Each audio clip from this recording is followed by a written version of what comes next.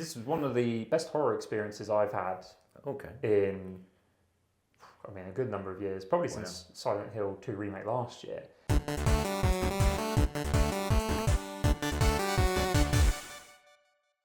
Hello everyone, welcome back to another exciting instalment in Guruu Reacts.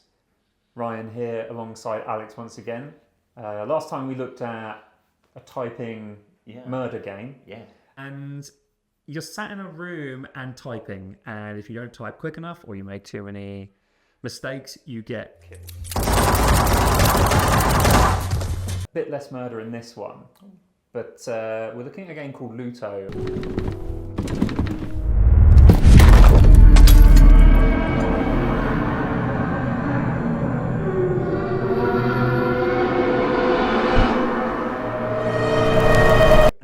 We were given a code generously by the developers, Broken Bird Games, and essentially, it's hard to describe this game without spoiling it. Essentially, it's one of those types of games where the narrative is very much a big part of it, but I will do my best. I'm excited. Yeah. For reference, I have no idea on this game. Ryan's played it and looked into it. I'm blind. Completely. So, you play a guy called Samuel, and essentially, if I was to just sum it up in one sentence, it would be that you can't escape from your house. You're stuck in almost this endless cycle, going from room to room, to get to the front door, and then once you've done that, you repeat the day again. And that's where the PT element comes in, where you're walking down the same corridor, and a lot of things are happening, repeated things, like that deja vu style moment. But there are also differences that happen. Right. So what you're looking at the moment is this is the start of the game. So this is that first instance of walking through your hallway, coming across some items and letters and things like that. So everything seems pretty normal. And I will say it is a slow burn to get going. It is one of those things where I think it's setting that mood. The atmosphere in this is amazing. It's also for a visually amazing looking game. Especially because it's worth noting as well, this studio, this is their first game. Right, okay. And their emails said, be kind, as if they, it's like, this may not be great, but I will say this is one of the best horror experiences I've had in, a good number of years, probably since Silent Hill 2 remake last year. But it's, and what's cool about it is it's like 4 hours, 4 or 5 hours. So it's pretty short. Yeah, but then at the same time, I think it's long enough. Yeah. And I love a game every now and again where you can just get through it in a weekend and then move on to the next thing. Yeah, some of my favourite games are that short. Yeah. I can go back and play them maybe once a year sort of thing. Exactly, and I could definitely see this being something that, I will probably return to around Halloween. Yeah. It's worth noting we are filming this 10 days before Halloween, so it was really nice to get this code at that time, so I love horror. So as you can see, we've gone to the front door to go start our day at work, and then it just cuts to Tuesday. This bit I found quite creepy where it did that. And as I say, you're walking down that same corridor, the same stuff is happening, and then you'll notice something slightly different. I will say from a gameplay perspective, it is quite slow going. Even when they introduce I was going to say sprint, but it's really not a sprint. The sort of faster walk. It is literally just a slightly faster walk. This is the normal walking pace here at the moment. Right. But for the most part, it is a lot of walking and exploring. But then there are also some puzzle elements to the game as well. Yeah. So a bit later on, and again, I'm trying my best not to spoil anything because, as I say, that's a big part of what I think stands. See, it's just now cut me off as I'm walking down the hallway. Yeah. And then we'll go back to that bathroom again. Okay, dramatic. And now the time of day has changed. Another interesting thing is there's a narrator as well. I had noticed the subtitles. Yes. So that's not your character speaking and saying things. That is a narrator. Right, okay. Although there is a bit more to it as the story goes on. So at first I was a bit, for a horror game, you don't tend to have narration necessarily for a horror game. And I was thinking, is this going to make it less scary because I've just got this voice playing on? But it does make a lot more sense the further in you get. And there's also elements where the narrator is getting visibly agitated when he's narrating on what's happening. Right. Of course, you're stuck in this endless loop. Yeah. But that was a cool, unique thing that stood out right out of the gate. Right. But yeah, as I say, with the puzzles, you come across a few of them, and an early example of that is where you have a telephone and you need to put in a certain phone number, and you'll see a note by the phone that says 555 because it's an American number. I believe this is set in America. Right. And then obviously for the 4 extra numbers, you are trying to find clues around the house and tie them in with this sketchbook that you can see here. So in this case, there's a lot of pictures. You find pieces of this sketchbook from like Samuel's drawings, and they will also help guide you and give you clues as to what you need to be looking out for. There's others involving clocks, and as I say, that's probably the other big part of the game is the puzzle solving. Okay. Some of them can be quite obtuse. They're not immediately apparent, but then they're not. The game doesn't handhold you or guide you along, but it to a point where there were a few frustrating moments where I was walking around, and even in this video and the first part that we put up, there's a lot of me walking around to the same spots. Is this what I need to do? Is this going to trigger? Yeah. Like getting the phone number in particular, it's not as simple as finding numbers, but you also have to take those numbers and put them in the right order, and there is a means to do that. Okay. Yeah. You mentioned there being a narrator. Yes. When I think of narration in some of this sort of, I guess what you might call small explorative games like this, I'm thinking straight of like the Stanley Parable, where the narrator almost becomes part of the story. Yes. So I think you're bang on the money. In that it definitely felt very much like that. Okay. And it does, yeah, as I say, it's PT. There is elements of that through the narration as well. It almost feels like, hey, what if PT was expanded to a full game in a way? But you got a stronger narrative in it, whereas, I mean, that, being a demo, there was not much more. Yeah, PT was quite light on the actual narrative nature. Yeah. It was more sort of a, what can we... Proof of concept. Yeah, well, proof of concept, what can we do to a player that's, what can make them feel without going massively outside of a very small area or scope. I don't know, there's been studios that have taken that idea and done their own take on it, but I feel this has been by far the best by a long distance. Forget what I was going to say now after that, but yeah, the puzzle solving as well, that I think takes elements of other indie games that you see as well, where it's not so much, there's no combat, so to speak. Yeah, you are picking up items which become almost your key items, like a flashlight. So because there's a point where it is so dark you can't see, and I initially missed the flashlight, so I thought, oh, this is getting ridiculously hard now. But you find it, and then you can switch it on and off. So you do pick up items along the way. You're always updating your scrapbook as well, sketchbook. So then that's something you can constantly pull up and refer back to. I think you've spoken a lot about the gameplay in a minute, but I'm curious to know if you guys could talk about the kind of person you think this game is for.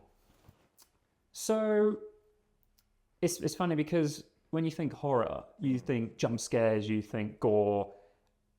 I wouldn't say this is truly, I mean, there's no gore in it really at all, even though when you first load up the game, you see along the bottom of the title screen that it includes themes of death and anxiety, suicide and things like that. And you're like, oh man. But I'd say it's more psychological. right.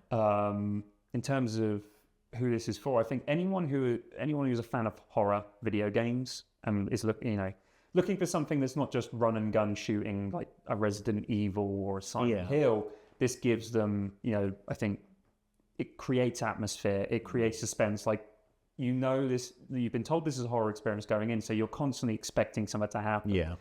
And it goes against those expectations in a way where, for this whole point, nothing truly scary has happened. It's just a very atmospheric, empty house that you're wandering around, and things change, and you have this narrator talking over.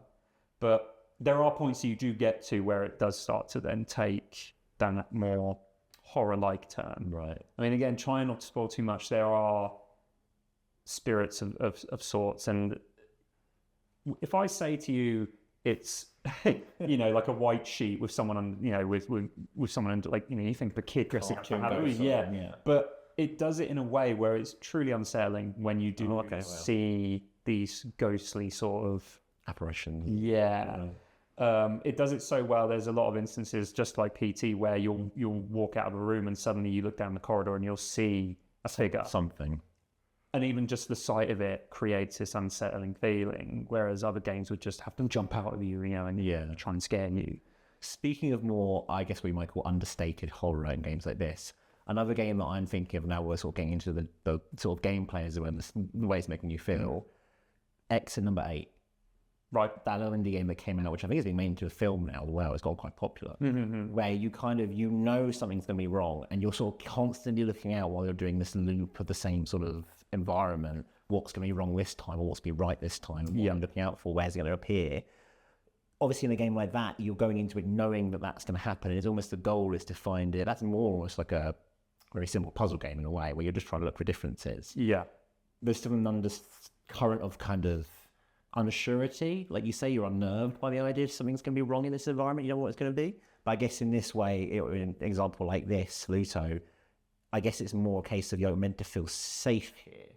This is sort of I know this environment well. Why am I getting what's going to go wrong here? Whereas you kind of expecting it in a case like X number 8. Yeah, I mean, I think what the game does really well is everything is not as it seems in a way where you think, when you think horror, you think just supernatural beings. You think, a murderer going around, whatever the case may be. But this game, as the title homepage mentions at the start, does tackle some deep themes. It's more than just we're going to scare you. It's got a message to say, which I was not expecting going into it. I thought it was going to be a PT-like experience, but yeah, that's what I think really struck a chord with me as well, because it goes through themes that many go through. As I say, when it comes to the likes of depression or losing someone or death in general, and it presents it in a way that utilizes the genre and the game medium in a really effective way. As for the gamey elements, you're right. It's kind of like you're looking for things that are different to when you walk through here before, because that will then guide you and give you a clue as to what you need to do next. Yeah. It does some really cool stuff as well. Again, trying not to spoil too much, where once you've completed a certain section, the game essentially takes over and sends you back to the title screen and says you're going to go back to the title screen. So there's a lot of that at play as well. And for me personally, I mean, other people who are far cleverer than me probably pick up a lot of this stuff far sooner into the game. But, I was with it right to the end, where I was still trying to piece together what exactly was going on. I think it leaves it in a way where it's not outright spelled out for you. And it's the kind of game where I think if you played it and someone else had played it, you could have that discussion of what your interpretation of it is. And I love games like that. I mean, one that springs to mind to me is like BioShock Infinite, where the ending of that game, everyone took something different from that ending, and then it just created this huge discussion online. And so that Luto is really great at creating that talking point. Talking about BioShock Infinite, one of the things in there where there were several choices through those games, or that game, which didn't matter at the end of the day. They felt like they did in the moment because they seemed super important. I don't know if you remember, there was a moment in that game we could choose one or two brooches. Yes.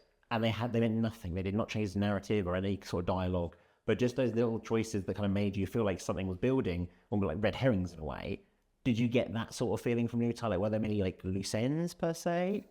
I mean, it's not so much loose ends, but more, as I say, it's left to interpretation, some of the stuff. There is a lot of key points to this narrative that I think everyone is going to understand, but then there are other elements where, as I say, it's not spelled out to you and saying this is it's not a simple story. I mean, I was going to say like Resident Evil. Resident Evil is not simple. It is a very convoluted mess of storylines. But yeah, there is. I wouldn't say there's so much like red herring in a way of like, oh my god, I can't believe that this guy was actually doing this. It's, as I say, just it's almost like opening the opportunity to have a discussion on these topics. Now, while we've been talking, I've noticed this loop has changed. Chapter 2 of the game has started and we are not in the same place as before. No, so it's not literally the same corridor like PT. That's what I had in mind when we described as PT. You are venturing other parts of the house gradually. So we've gone down into the basement, but the logistics of this building make no sense as well. So as all good horror houses do, of course. So you do get to points as well where you wind up in a desert as well, as you might have seen at the start. As all good horror houses. But again, it's not a case of this house is connected to a desert. There is it all there's a reason for it, basically. And as I say, I'm trying to tiptoe Yeah, no, around it's this stuff definitely because fun. that's the main drive of this game, I think, is the narrative. And but the puzzle solving's fun as well. As I say, it can get a little frustrating because I did find though that the narrator did step in occasionally when it probably clearly thought I was struggling.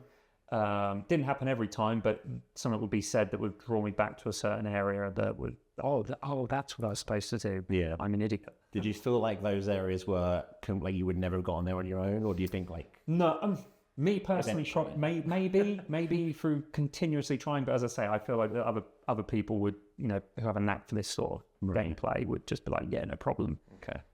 But the puzzles aren't like Resident Evil style puzzles where they're very, very basic and you just have to collect some Put in the gems right shape in the right way. Yeah, there's more subtlety to it, shall we say. But yeah, I mean, I think that sums up Luto. As I say, if I could talk to you at depth in spoiler territory, but I won't. But yeah, I mean, it's been out since the summer, I think, and it, if you're looking for a horror game / experience, as to coincide with Halloween, then this game I think definitely worth checking out. I think it's around £20, so it's not a full price game. The right sort of thing to sort of settle down on Halloween night. For sure, you could probably get through it in a couple of evenings, 2 hours an evening.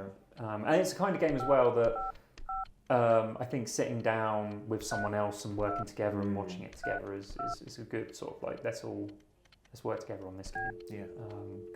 But yeah, I think it's out for PC, it's out for Xbox, and it's out for PS5 right now. Exciting.